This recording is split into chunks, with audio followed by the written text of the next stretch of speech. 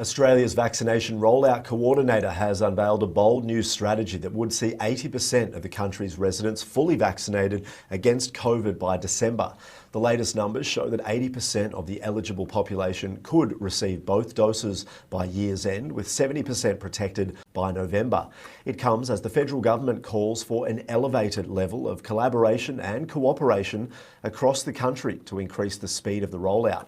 Sydney is currently in its 6th week of a strict stay-at-home order, with the state's premier previously flagging that vaccines may be the only option to bring the Delta variant under control.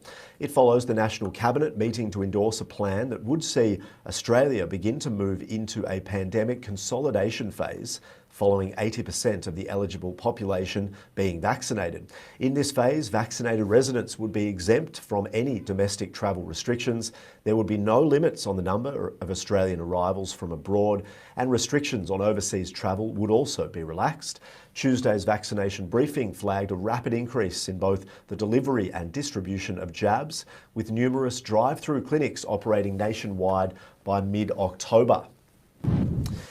And for more on this story and just where we are heading, we're joined by Ben Oquist, Executive Director of the Australia Institute. Great to see you again, Ben. What have you made of the past few days? The government is moving pretty fast at the moment, as they should. Yeah, good morning, Adrian. Yes, they are.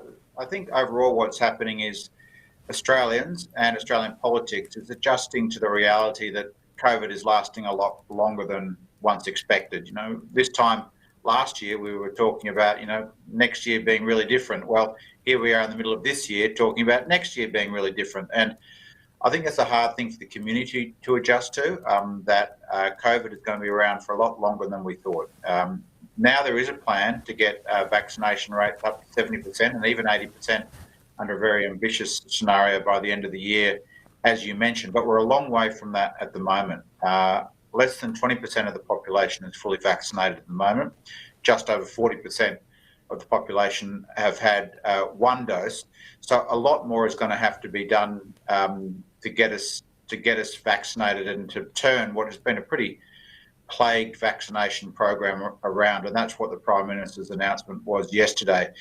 So as the community and politics struggles with the fact that COVID is going to be around for a lot longer, the Prime Minister is struggling to adapt to the fact that he's now had to endorse the state premiers and their lockdowns as an effective health and economic response. You'll remember the Prime praised the New South Wales Premier for not rushing to lockdowns. The Federal Treasurer, Josh Frydenberg, was very critical of Victoria for its lockdowns. Well, now the federal government has had to embrace lockdowns as an effective health and economic response. So that's a big adjustment for the Prime Minister and a big adjustment for the community as we face extended lockdowns this year, potentially into next year. We've already got the Western Australian Premier saying that maybe we'll still have to have lockdowns even when we're 70% vaccinated, and disputed modelling about actually how many will have to be vaccinated before we can get rid of lockdowns altogether. Yeah, so the numbers are interesting, and from a politician's standpoint, of course, they're sometimes hesitant to put the numbers out there in terms of a timeline, exactly the percentage we need. So how have you seen the Prime Minister manage this? Because if you put a number out there and place some certainty, you're going to be viewed very closely on that, aren't you? Yeah, and he's been careful to talk about these targets not being targets, something that he hoped to achieve. But I think the reality now, he is hostage to these 70 and 80% figures, and he will really need to hit those targets for him to be successful. And of course, we're staring down an election now. There was talk of an election being later this year. Certainly has to. Certainly, if it's not, then it has to be early next year. So we're really in an election season, and so it's through that prism that decisions and announcements are being made and watched, of course. The challenge is going to be for the Prime Minister. We still have very different things going on in different states, and of course he doesn't control state premiers.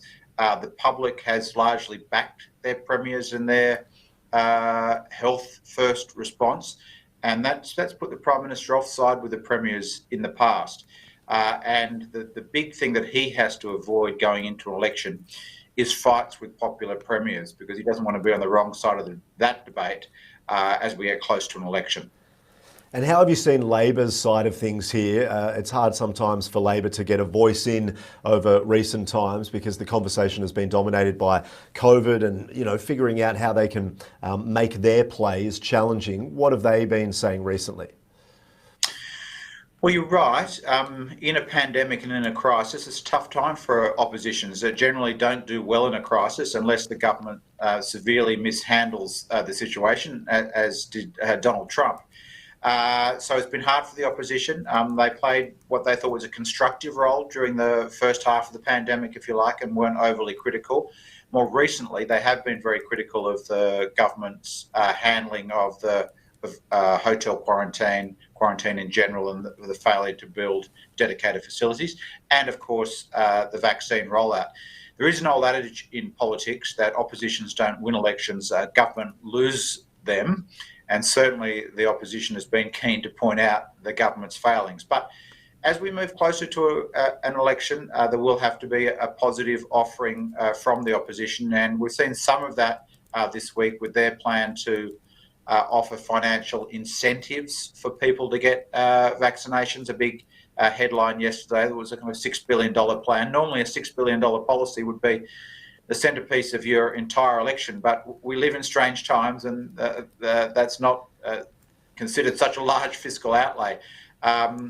So come the election, the government will be saying, don't risk it, don't change horses midstream, and the opposition will be pointing out the government's failures on vaccines while trying to offer hope, more hope to the community than the government is. And yesterday's announcement of their vaccination incentive plan was the start of that. And of course, it's the start of a much bigger debate we're going to have about both incentives and disincentives for people who don't get vaccination. Will you be allowed to travel if you don't get a vaccination? Will you be allowed to go to the football if you don't get vaccinated? In France, people aren't allowed in public places if they haven't got a vaccine. So I think that's the big debate we're going to have in Australia. As much as the debate about incentives, it's going to be a debate about disincentives and vaccine passports and what people are going to be allowed and not allowed to do if they don't have a vaccine. So I think that's the big debate to watch for going forward on both sides of politics. Ben, always great to chat. Thank you for your time. We'll talk again really soon. Thanks, Adrian. The bottom 20% get nothing. They're really unfair tax cuts. People want to see much stronger action from the government when it comes to climate change. It's no coincidence that we have a wages crisis in Australia. Transitioning to net zero emissions, it doesn't seem like there's much room for gas.